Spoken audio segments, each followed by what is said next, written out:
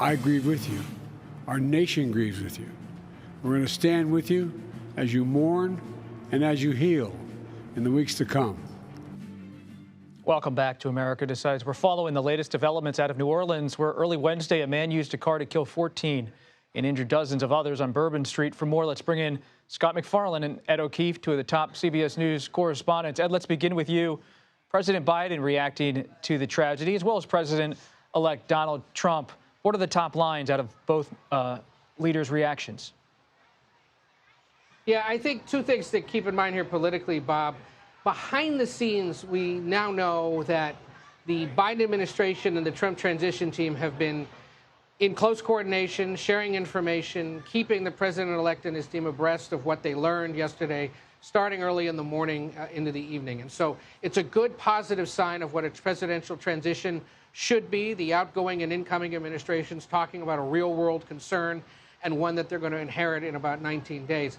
But what we've seen publicly is that sort of water and wine, red and blue, black and white contrast between how Biden reacts to things and how Trump reacts to things. Biden holding the traditional briefings with his Homeland Security and national security officials today in the Situation Room, now that he's back at the White House, addressing the nation last night, expressing concern and conveying actual information in his remarks. Whereas, of course, President-elect Trump has been using his social media platform first to spread incorrect information about the attacker, and then to express his general concerns that the Biden administration, specifically the Justice Department and FBI, have been off the mark in recent years, focused on election interference cases, and him, instead of, he argues, focusing on threats of radical Islamic terrorism or rooting out attackers like the ones in New Orleans and the one that blew up a Cybertruck outside the Trump Tower in Las Vegas.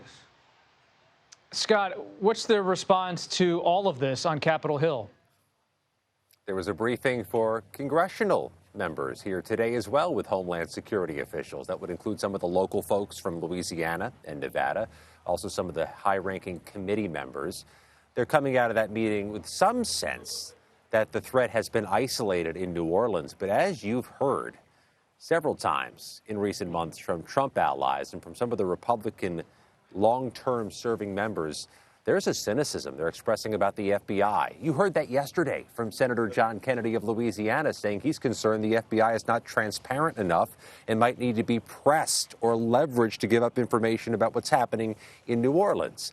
That's been echoed by other Republicans. This type of cynicism about the FBI could sow some distrust into whatever this investigation yields, and there's no indication that the criticisms of the FBI are going to get muted anytime soon.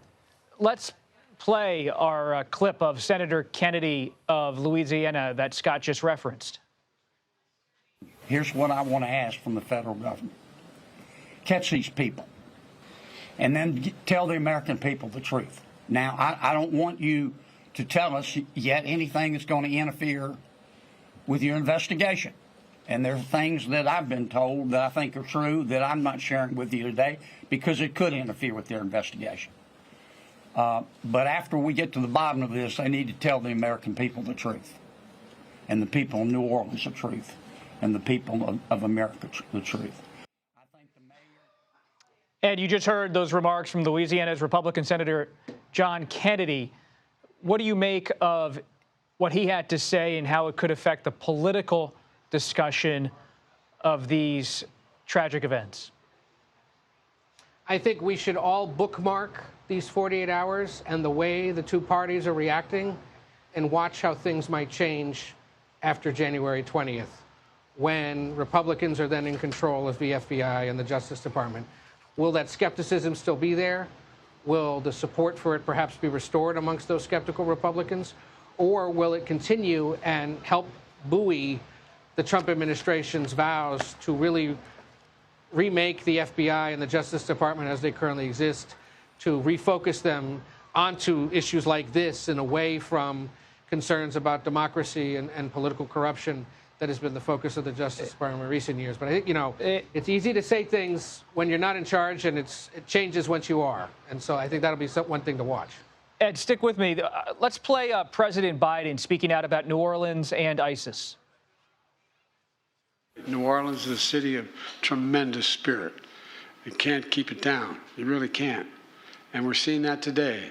The sugar bowl is back on. We're going to continue to relentlessly pursue ISIS and other terrorist organizations where they are, and they'll find no safe harbor here. Ed, we just heard, and I want Scott to jump in after Ed on this. We just heard President Biden say we're going to continue to go after ISIS and other terrorist organizations. In the final days of his administration, what's possible from the White House's angle? And then, Scott, tell us what's possible, if anything, from the congressional side.